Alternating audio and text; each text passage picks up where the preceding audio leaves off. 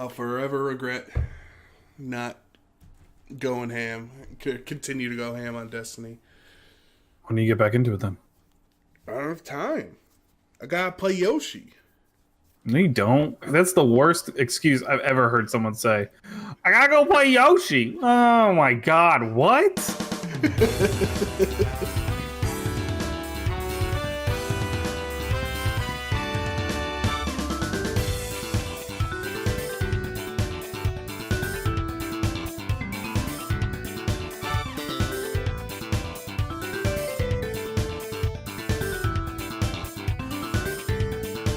Hello, everybody.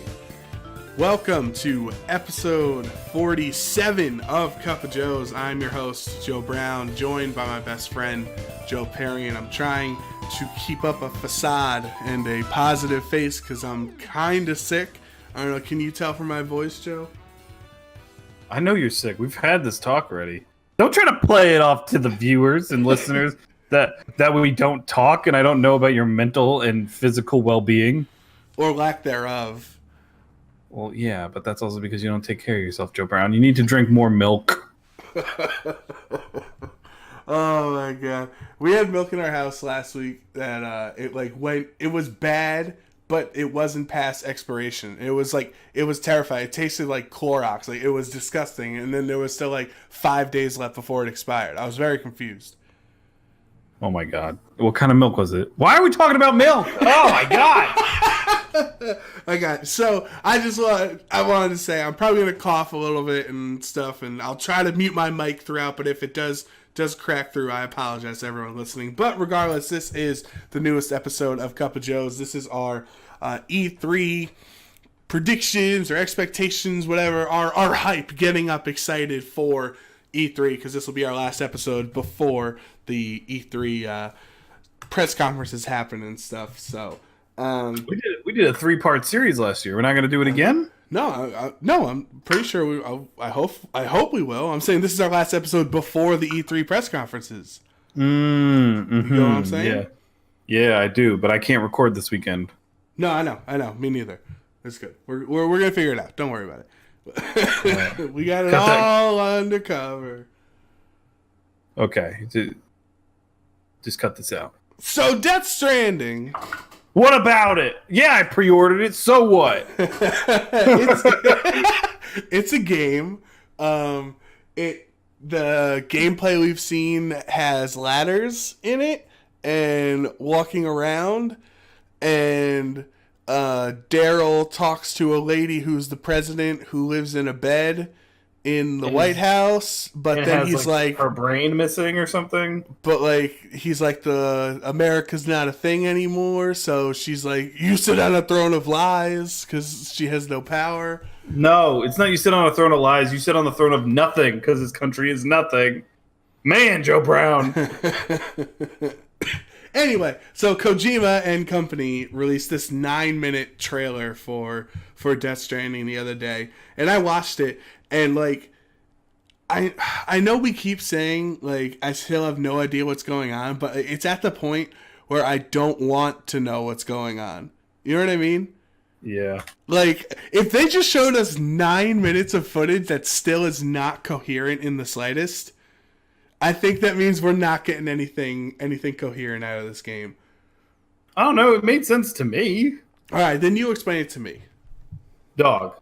Something obviously happened in the country, like that created a downfall and a fracture into what the United States once was.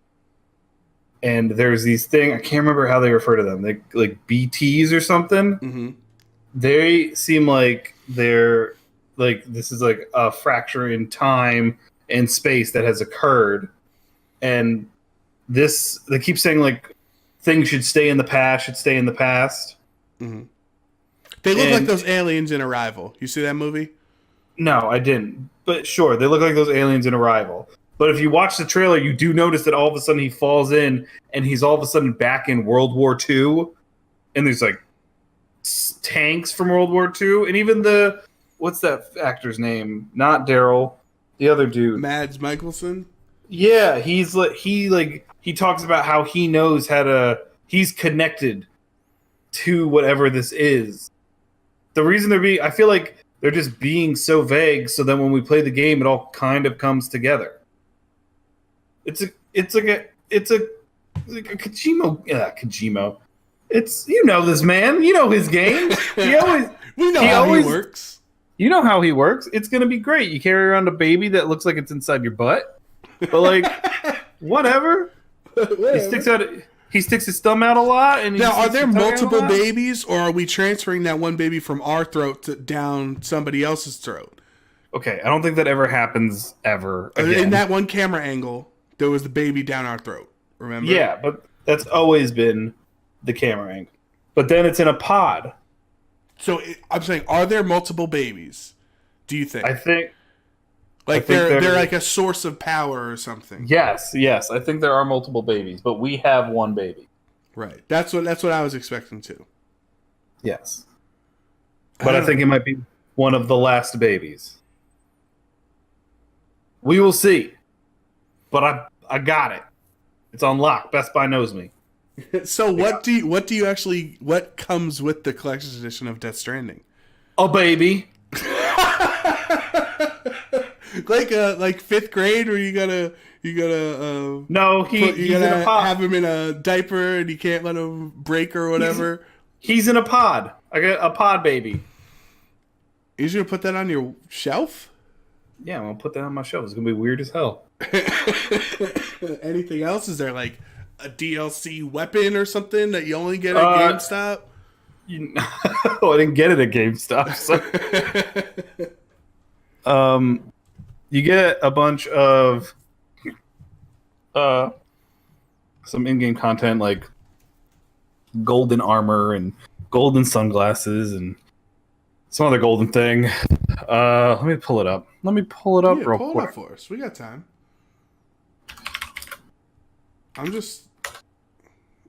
So is Matt Michelson a bad guy? Yes, he looks like he is the antagonist in this game. Okay, so then the blonde lady, what's she up to? We don't know yet, dog. All we know is that she is connected to our boy Daryl. And Guillermo del Toro's in it. We saw his character. He is the madman, I believe. I mean, it's accurate. Oh, they got him on. They got him on all the websites now. We got Amazon. We got Best Buy. We got GameStop. Let's see how we're doing here. All right, GameStop sold out already. I was looking for a picture. I know. I'm doing this for me. Oh, wow. Look at this Kojima tweet. In January 2016, Death Stranding only existed in my brain. Now it became too real and was able to announce the release date. It's like Google Translate. So now it became real and was able to announce the release date thanks to everyone at Guerrilla Games. They kindly offer their engine that was worth as their life. I never forget that strand. I don't know what that means. But basically, like, this was just in his head January 2016, and look how, like, we thought they'd be making this game forever or something because of how deep it is. Yeah. Anyway, continuing with what you get. You get a golden hat. You get a golden speed skeleton. You get golden plated armor, and you get golden sunglasses. You get a pod baby. You get some in-game bonus content. I get an art book. I get a carrying case for everything, like a special box for the BB pod, as they call it. It's called BB Pod. Ooh.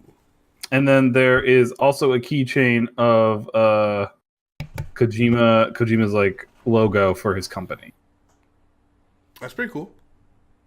Yes. And you know when you get all these things, Joe? November 8th. November 8th, because Walmart didn't have the price. Yeah, I just looked that up. I wanted to know. So, I think, obviously, this one's... I'm going to be honest with you, Joe. It's probably a pass from me. But I'm going to need your opinion on it. Okay.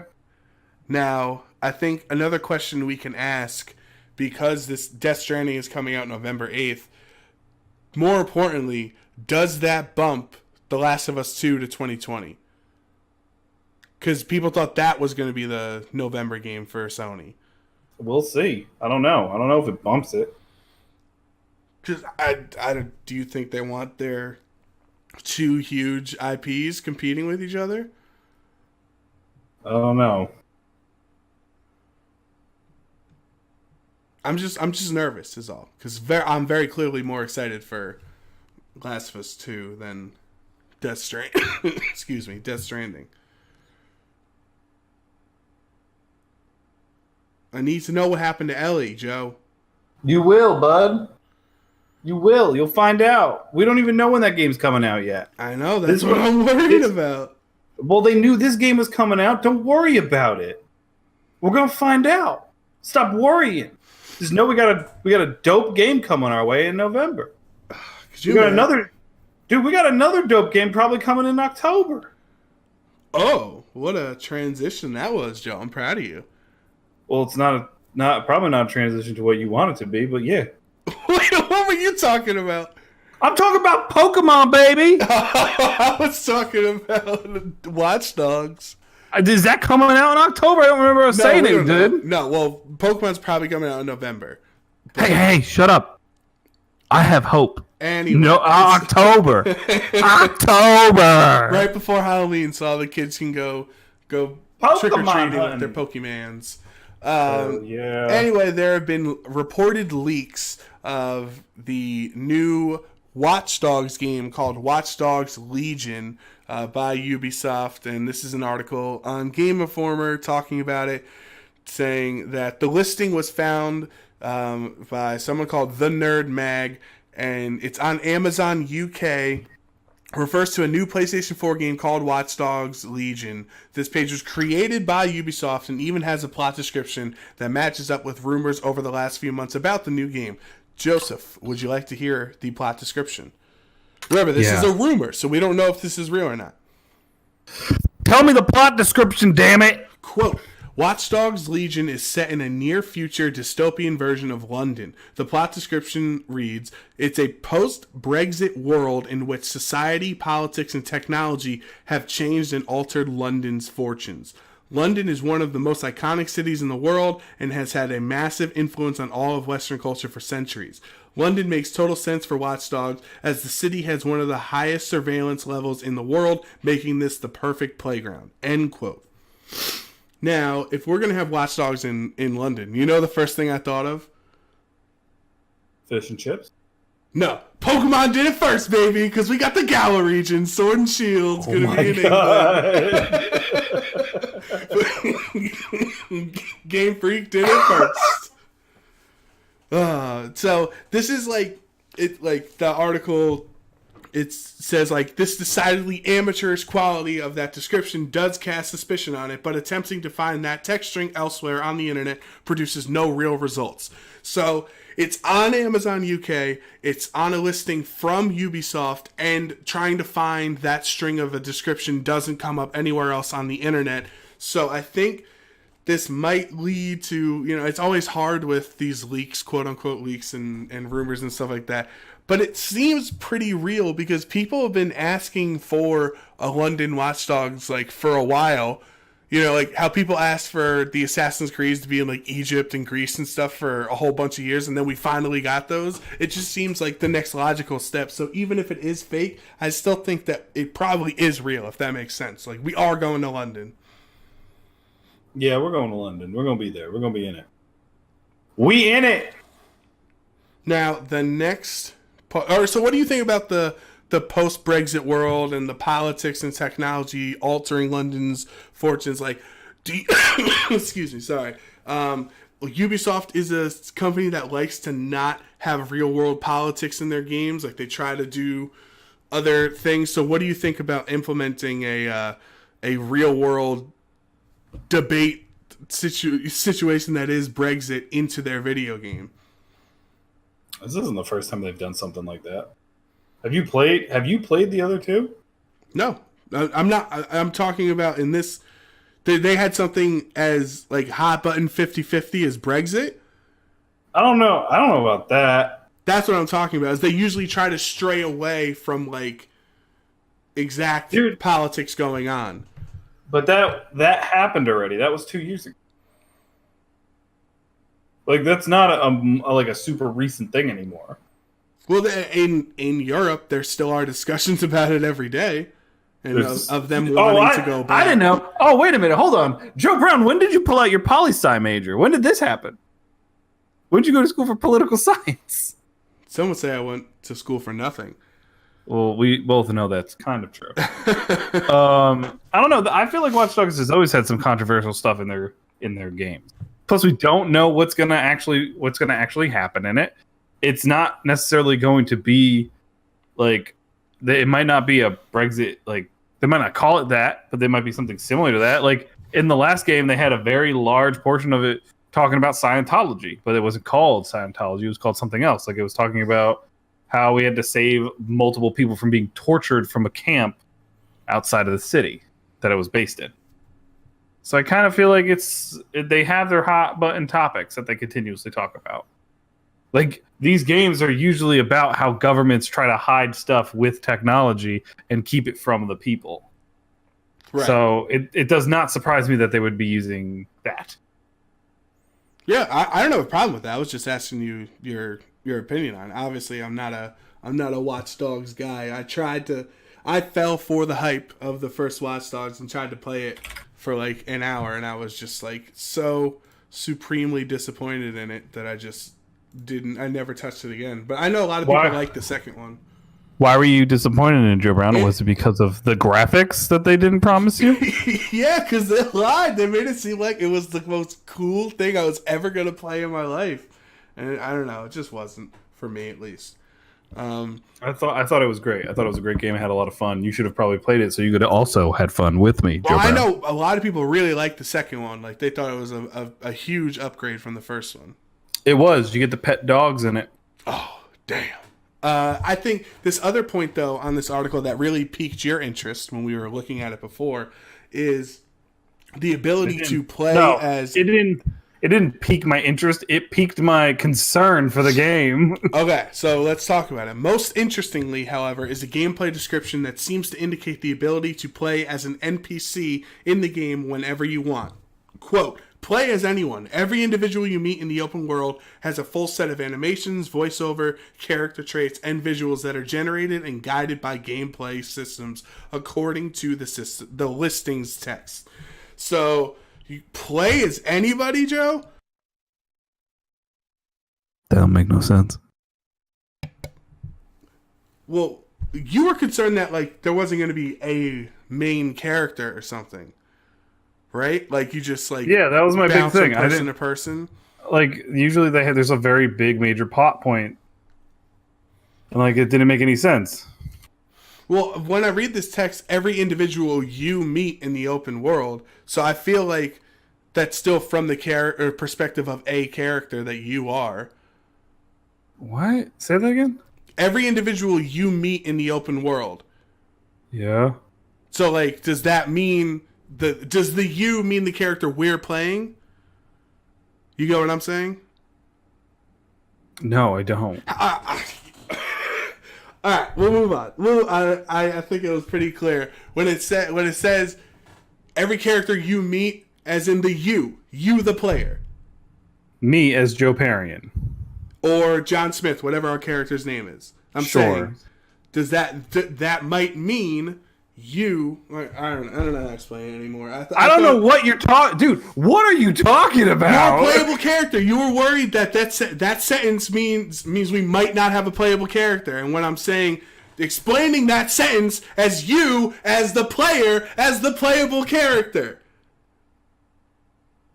No, because that doesn't mean you're jumping from person to person. That means you have a main character to play. You raising your voice too much, Joe Brown. You're going to make yourself sick again. I don't know if I'll ever not be sick. I've been sick for a week at this point.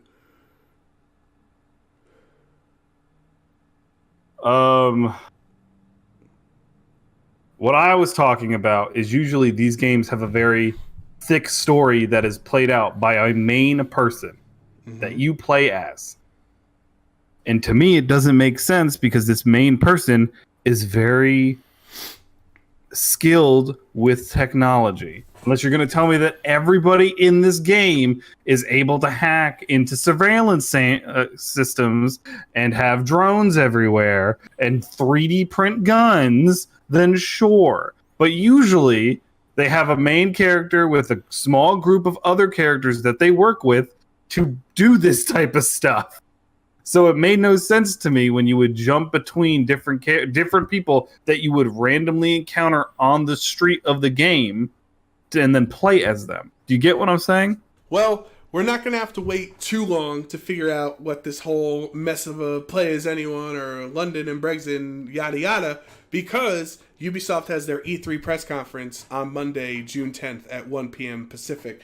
So these rumors will, in a week's time, be proven truthful or, I was going to say falseful, but that's not a word, I don't think.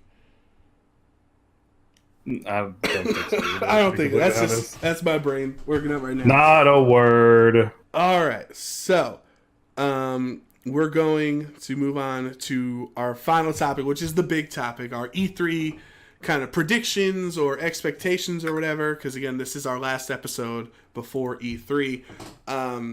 There's a lot to unpack here, Joe. There's no Sony. But, like, Sony's still revealing these trailers, right? Like, we saw Death Stranding or whatever. So, they're still going to have kind of a presence. EA has the new Star Wars game, but they're not a part of E3. You know, that nonsense. Microsoft has said that they're going to show off 14 first-party games at E3, which is huge. Square Enix actually has a press conference this year with Final Fantasy VII and the Marvel's Avengers game, plus probably Kingdom Hearts 3 DLC. And then we got all Pokemon and Sword and Shield and stuff. Like, there's a lot to go over, Joe. Where do you want to start?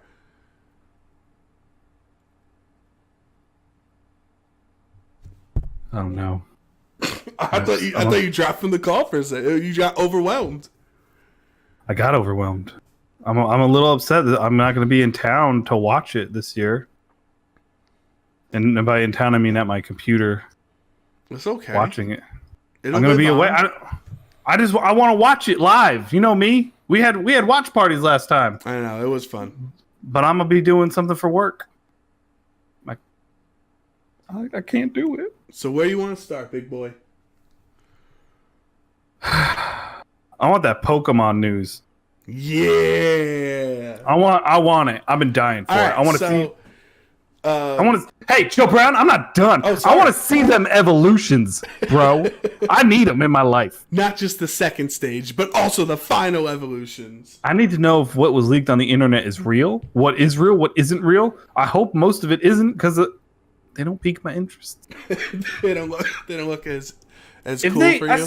I swear to God, if they make it so that the chameleon turns into a little knight and then like a tower castle-like thing, I might lose my mind. Like, because I think it's a little ridiculous. I don't know. We're in a weird state right now, and I'm happy you wanted to start with Pokemon, because this is where I ultimately wanted to start too, because it's not technically E3, right? It's the press conference is happening this Wednesday, so the next day after we're uploading this episode, but obviously we're not talking about it because we already have this episode up. So it's not E3, but then at E3 they're gonna show more Sword and Shield stuff. Oh yeah, you know what I mean? Like at the Nintendo Treehouse, maybe they'll have like a segment, like go through one of the towns, do a battle with one of the starters, and fight your rival or something like that.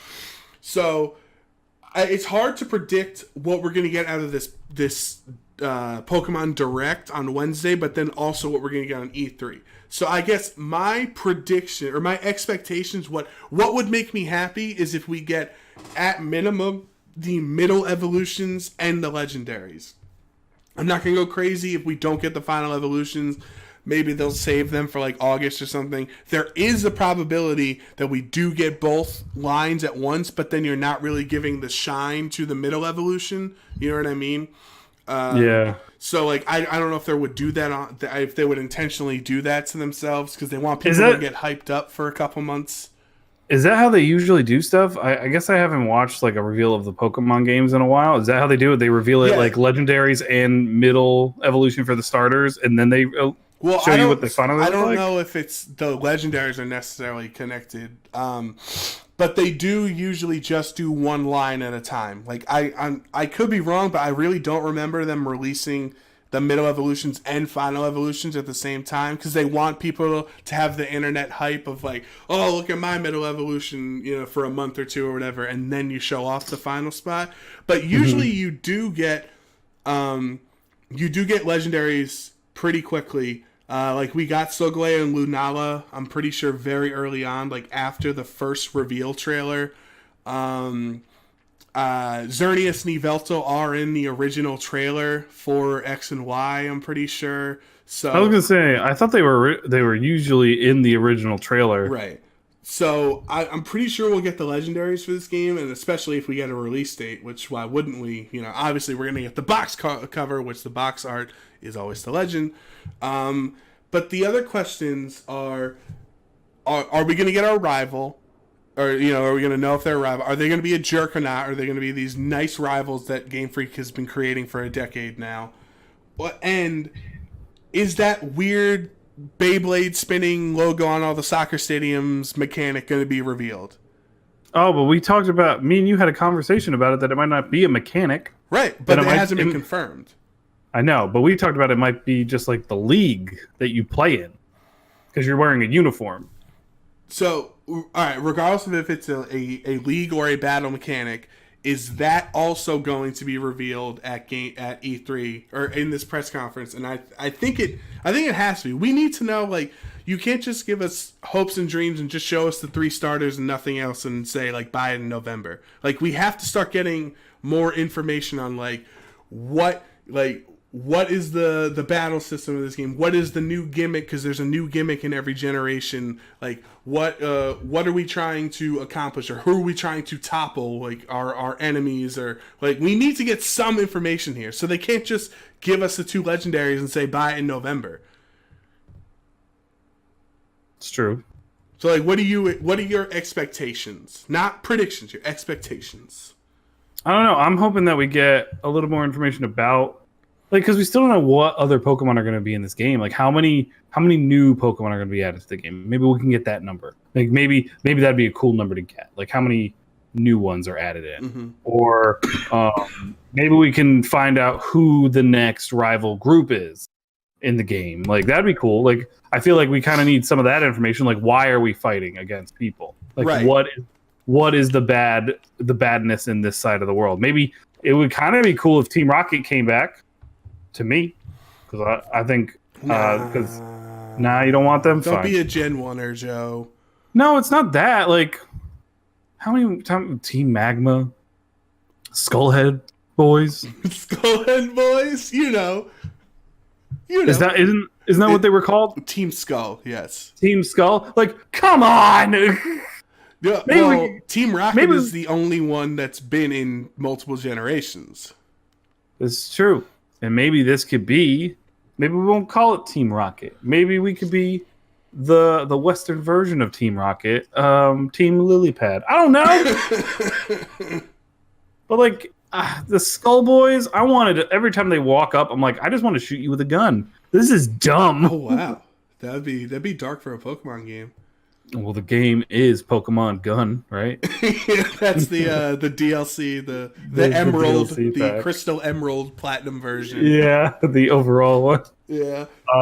But yeah, man, I don't know. Like, it'd be cool to get more information about the world, like what we're fighting for, like what's this version's game of, like the bad stuff happening. Like, that'd be cool. Get some evolutions of the starters to know about. Get the legendaries. Maybe that could just be it. Like, some of the starters, legendaries, and give me some story.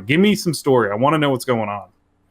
I just want to know if our rival's a jerk or not, because I've been. That's your main thing. We've all been waiting for, so many Pokemon fans have been waiting for a decade now to go back to, like, he's supposed to incentivize you to become a better trainer. He's not there. It's supposed to be, watching you from behind so that he can then out of nowhere catapult and become champion like Hal was. Like, it didn't make any sense because he got rocked and he was always like, "Oh, I don't care about winning because you're my friend." Like that's not what we want out of a rival. And if Game Freak does this again for a 3rd generation, we'll be like, "Come on." I don't know. I don't like the friendly rival people. It doesn't feel good when I beat them. Yeah, right. I'm like, oh, sorry. Like, I'm sorry. You're such a loser. And I can take you down by just using tackle. Tackle. Tackle. You know, I still think one of the funniest moments of our podcast history was when I stole that kid's Zapdos. Oh my god! Yeah. And let's go. If everyone didn't watch the last episode, Joe and I were trying to trade one Pokemon the entire time. It just was not working out. It was not, but it ended up working out. Oh my god! Yeah, I got a Zapdos out of it. I'm pretty sure I traded it back to the kid though. But No, you didn't. You kept it because you couldn't reconnect with him. oh my god, I was just lying to myself to make me feel better about my actions. I don't know. Yeah, probably. I'm considering how well the first trailer went because so Sun and Moon reveal was very lackluster, and so we all got like off to a bad start. Like, oh god, what's going on here? But the showing off the Galar region and Sword and Shield, like it was overall overwhelming. You know, applause from the Pokemon community. Like even you and I when we talked about it, like we're very excited. So I think we're allowed to be excited for this upcoming Pokemon Direct on Wednesday. Yeah. Oh my gosh, I forgot about that. It's at 9 a.m. for me, I think. So it's at 8 for you. Yeah, I'll be at work. How mad? So you're a Sabo boy, right? Yeah, I'm a Sabo boy.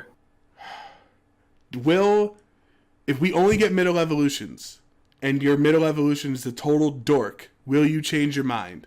Probably not, because I'm a total dork. Good answer. Good answer.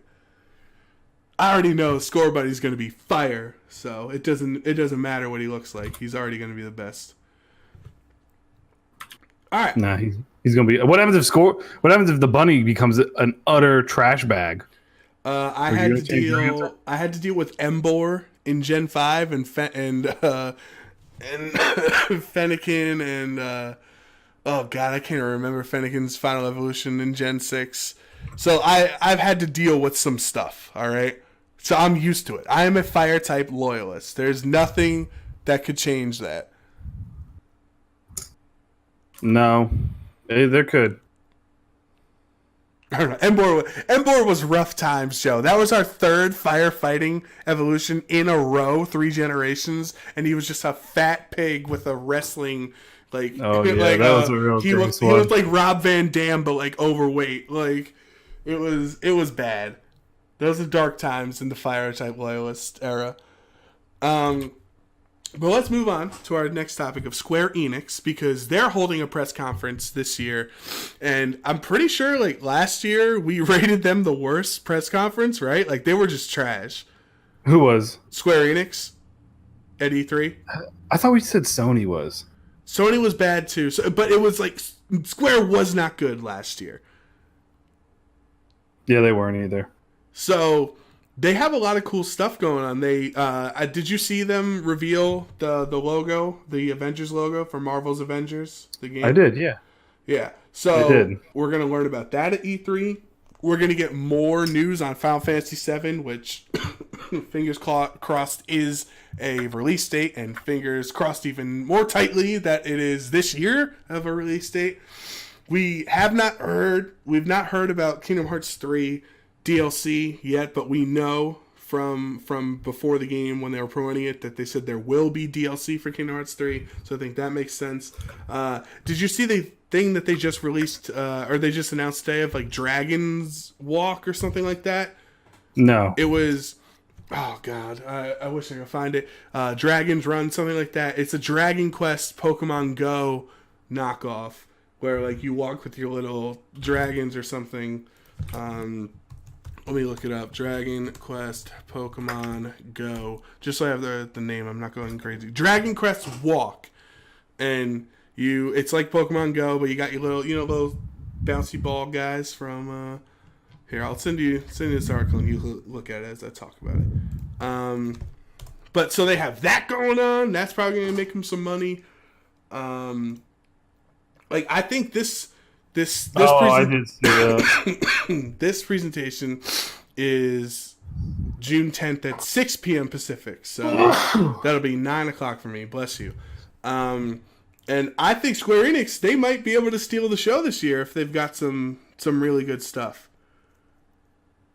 Yeah, they might. I don't know. We'll see. At least Sony's not going to be there with their band that they created. at the barnyard.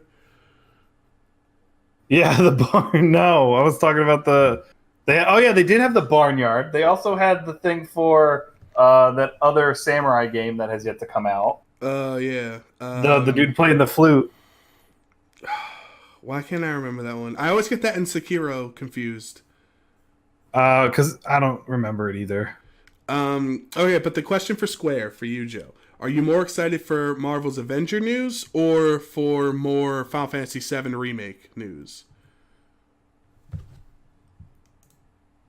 I think Marvel's Avenger. Really? How come? Because I don't know. Because it'd be cool. I just think it'd be cool to see that. Because that's still fresh. That's still hot. You know what I mean? I mean, Cloud's hot. Yeah, I guess. Yeah, but that's still fresh and hot. Now, I just posted in our Discord, Joe, the logo with the A. Now, I would like to say, it is not the same logo in Marvel's Spider-Man, because a lot of people are like, oh, it's called Marvel's Avengers, and it's called Marvel Spider-Man, so maybe there's a crossover. It is not the same logo. And if you look at it, now, are you looking at the image? Am I looking at the image? Yes. Okay. The A, and for anyone who wants to look it up at home, the A in Avengers, if you get rid of that bottom left part, looks like a 4 with an arrow in it. You see that? Okay. Yeah, Now, I see that. Everyone is speculating, does that mean this is like a 4-player game like Marvel Ultimate Alliance? Like, is this a free-for-all? Like, what does the symbolism mean? And this is the problem with our Marveldom in society, our fandom, because we're sitting here like dissecting an image of a logo and we have no idea if it has any significance. People like to do that. People keep themselves busy. People escape from the world with video games, and one of the oh my god, it does look like a 4. Holy crap! It really does look like a 4, right? Yeah. So maybe you play as 4 heroes at a time? Who knows, man? We're just gonna have to wait to find out. I don't know, man. To find out, my dude. Well, what we're not gonna have to find out, because Nami. Microsoft already told us, is they plan to show 14 first-party games at E3 this year. Last year, Microsoft was very... I would say many people thought they won or got second at least. I don't remember if we said they won or not. But like, we thought they did a very good job of crushing Sony, because Sony was basically just not there. So we have Sony not there. Nintendo only has like their half-hour press conference. Square Enix isn't another console, competition or whatever. So the floor is Microsoft's. Like, we said this last year, like, Xbox needs to destroy this year at E3 if they want to come back. And so one way they can do that, they can either try to come back with a killer E3 this year or get a head start on the next console generation by revealing the next Xbox console. So do you think it's likely that we get a reveal at E3 of whatever the next Xbox console is, or are they just going to focus on games? I think they'll just focus on games, and then they'll be like, yeah, that's it. And then as they're walking out, it's like, whoa, whoa, whoa, whoa. And then they drop the next console. You play this on the Xbox too. Yeah, that's it. That's gonna be the title. How wouldn't it be hilarious if they go with 720 now after we all thought after 360? What? Wouldn't it be hilarious if now they call it the Xbox 720 when we all thought that's what it was going to be after the 360? Like, we go from 360 to 1 to 720? I don't know. That'd be crazy. That's so much math that I don't even know. Some of the games we know about are Gears 5 and Halo Infinite. Obviously, Halo, we just got a little trailer, so we'll probably get some gameplay of it this time around. All those companies that they bought up last year and talked about, like Ninja Theory and Obsidian and all that stuff, they've had a year. Maybe they can show off something. Probably get some Forza nonsense because they always have the Forza racing and stuff at their events. And then where Microsoft can really get ahead above Sony is they can get some of those third parties like Destiny, Call of Duty, the Star Wars game from EA. Like, those will be at Xbox's conference because there is no competition from Sony this year. So their lineup could look even more stacked just by proxy of not having those games revealed at Sony's conference. Yeah, that's true. Oh, that'll make me even interested to know what Sony's going to bring to the table during their conference in December. Is that when they're having their thing? I think so, yeah. So that would be very interesting. Yeah, and they are on... Xbox is on Sunday, June 9th at 1 p.m. Pacific, which is 4 o'clock Eastern for me. Oh my God, will I be home? I don't even know. That's going to be important. That's going to be an important one to see. I don't know if I'll be home either. Yeah, so I think that's most of our E3 predictions, I guess. Unless there's anything else you're expecting, like anything other Nintendo related. Like, will we get Animal Crossing? Will we have, more Luigi's Mansion? I mean, obviously they're going to show off more Mario Maker 2 because it comes out at the end of June and stuff, and Fire Emblem Three Houses comes out in July. But like, there's still a lot of question marks around Nintendo and what games are coming out this year. This is true. I don't know a lot. The only thing I know is Pokemon. I feel like it's a big enough deal for them because whenever that's their cash cow right there. Pokemans. Do you think Pokemon pushes Animal Crossing into 2020? Because it's a very similar core demographic. You know what I mean? Yeah, I do. I don't know. I'd be interested to see that. Maybe we're getting another handheld. That'd be cool. Oh my God, I'd cry. Please just focus on the Switch. Give us one system that everything is dedicated to. Oh, do you think people are thinking about a Switch Pro or an updated version because 2.5? Oh yeah, we're definitely getting two. We already know about one that's coming out. Really? Yeah, the smaller one. I think it's like a slim version of this, like a smaller Switch version. I think is coming out, and then there's going to be like a higher graphical one that was coming out. Is this confirmed? Yeah, there was an article about it. I don't know. I don't remember this because I remember them saying that they're not going to talk hardware at E3 and only show off games. So I don't know. I don't remember this. I know we're all expecting it because this was at the point when they announced the PS4 Pro in the PS4's life cycle was like 2.5 years in, and we're 2.5 years into the Switch. So we're all expecting it to happen, but I don't know if it's been confirmed yet. Hold on, I'm looking. Okay. Okay, so it hasn't been confirmed. There has been rumors. Right. As we all they're talking about there's 2 years and the next generation is not expected. Instead, Nintendo Switch 2 is more likely to be Nintendo Switch 2019 with a tweaked upgrades rather than replacement. Reports suggest that there will be a second, cheaper model with fewer rather than additional features. Alongside on a model that would affect port. The latter model could be rumored. It could be there's a model coming out that'll be dockless. It'll be a dockless Switch, so you won't have to dock it, and the Joy-Con controller with attached Joy-Con controller. So it looks like this will literally just be the portable version of the Switch. You don't need to dock it. You just have a plug for it. It's like a Game Boy. Mm-hmm. In essence, and the Joy-Cons are connected. You can't. It doesn't look like you can remove the Joy-Cons at all from this image that they have. So like a kid-proof Switch? Maybe. That's the image. That would effectively make it portable only. You won't be able to remove The controller is on either side of the screen for 2-player or motion gaming. It will keep the cost down as it claims.